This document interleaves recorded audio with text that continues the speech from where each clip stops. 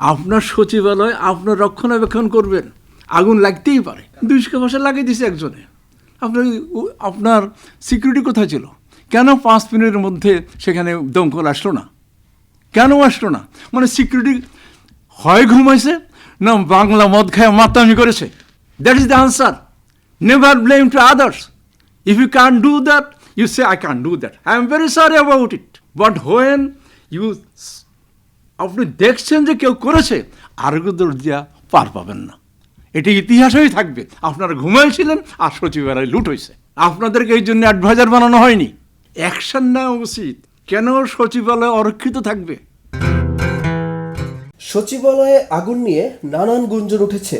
অনেকে বলছে দুর্নীতি ঢাকার চেষ্টা হতে পারে, কেউ কেউ বলছে দুর্ঘটনা। বিষয়টিকে আপনি কিভাবে মূল্যায়ন করবেন? এর আগে বাইরে থেকে লোকজন এসে শাহবাগ চত্বরে সবাই হাজির হয়েছে। তখনও কিন্তু আমাদের সমস্ত গোয়েন্দা বাহিনী, অন্যান্য অ্যাক্টিভ বাহিনী সবাই মজুদ ছিল। যাত্রাবাড়ি যখন ক্রস করেছে সবাই, ওনারা ওইখান থেকে কেন ফিরিয়ে দিল না? এইটার একটা আমার প্রশ্ন। এটা ভুল হইতেই পারে।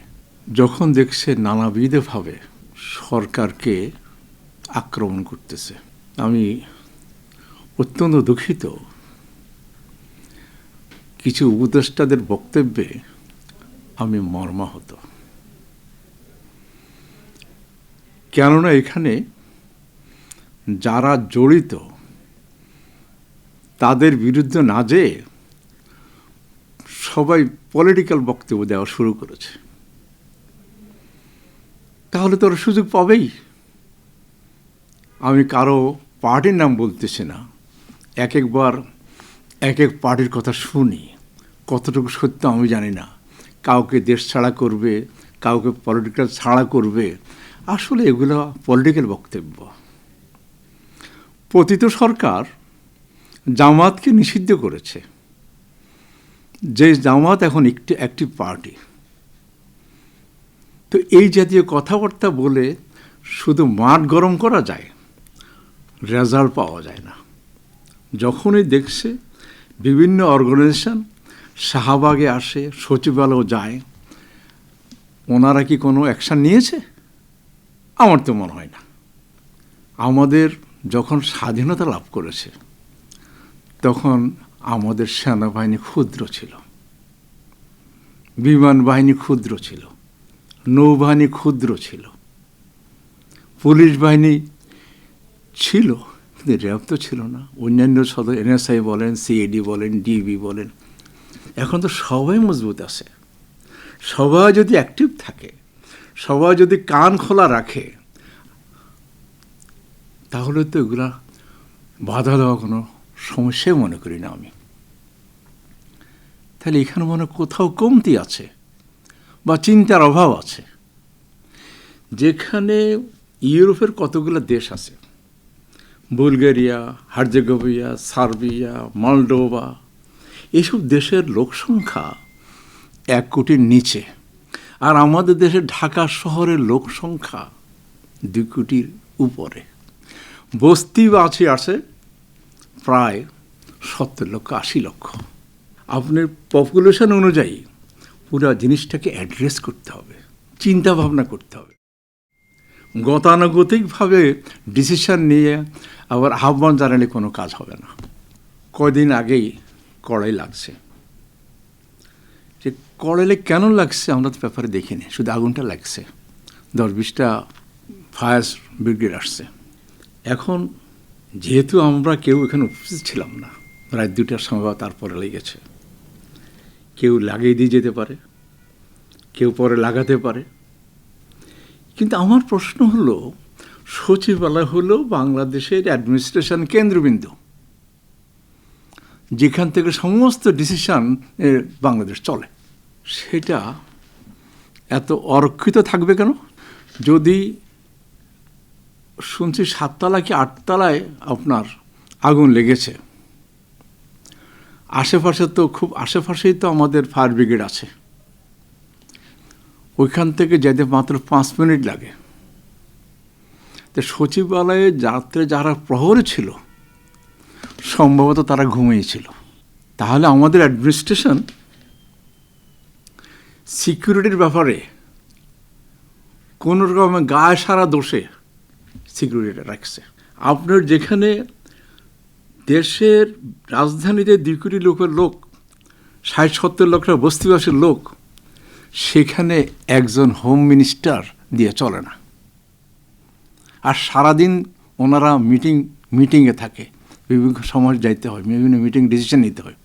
তাহলে কাজটা করবে কখন? আপনি শুধু একটা এক্সাম্পল দিই আপনাকে।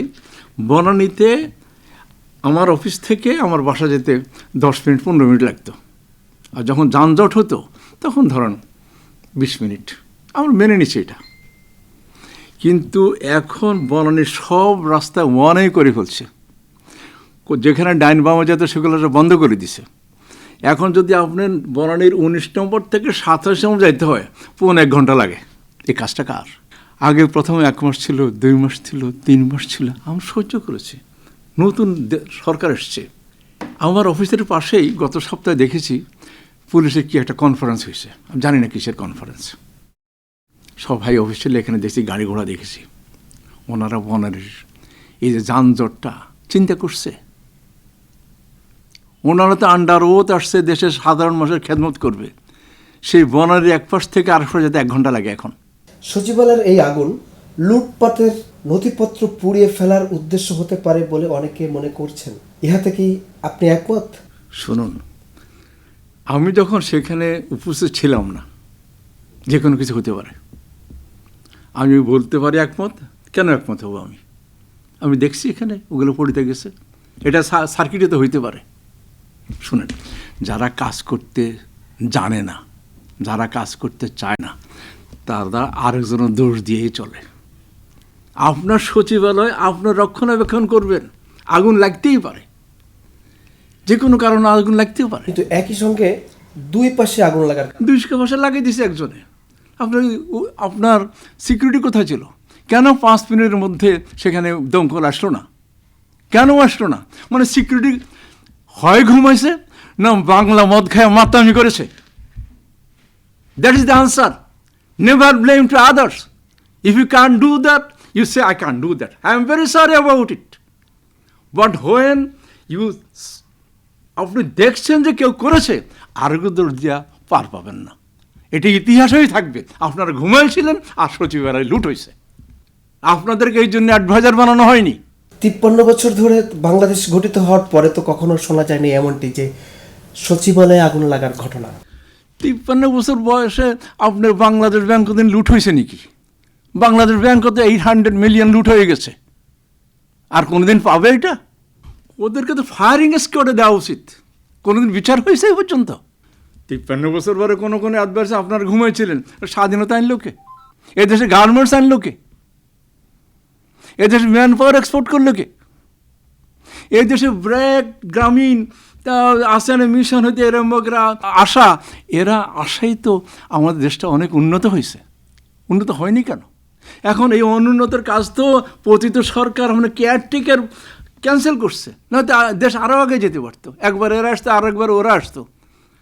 ডাকাতি আর মানে লুটতরাজ হওয়ার সম্ভাবনা খুব কম ছিল। শুনেন, এইসব কথা বলে শুধু সময় নষ্ট করা, বরঞ্চ বসে অ্যাকশন নেওয়া উচিত। কেন সচিবালয় অরক্ষিত থাকবে? তথ্য উপদেষ্টা নাহিদ ইসলামের পুরো দপ্তর পুড়ে গেছে সচিবালয়ের আগুনে। এর পেছনে ষড়যন্ত্রের কি থাকতে পারে বলে মনে করেন? আমি এখানে একটা কথা এই মুহূর্তে মনে আসছে যে বৈষম্য বিরোধী ছাত্র আন্দোলনের কয়েকজন নেতাকে উপদেষ্টাতে আনছে, ওনাদের সাথে পরামর্শ করতেছে। এটা হয়তো কোনো সেকশনের মনোভূত না হইতে পারে, বা তারা সিনসিয়ারলি কাজ করতেছে এবং ভবিষ্যতে তাদের আরও কাজ পরিকল্পনা আছে ভালো কাজ করার। সম্ভবত হয়তো এইসব কাজের বাধা দেওয়ার জন্য এরকম ঘটনা ঘটতে পারে। কারণ এর বেশি যেহেতু আমার কাছে কোনো ইনফরমেশন নাই, আমি ইনস্ট্যান্ট এছাড়া কিছু বলতে পারতেছি না। তো ওই পুরানো কথাই বলতেছি, আমাদের সজাগ থাকতে হবে, আমাদেরকে সজাগ থাকতে হবে, এছাড়া কোনো উপায় নেই।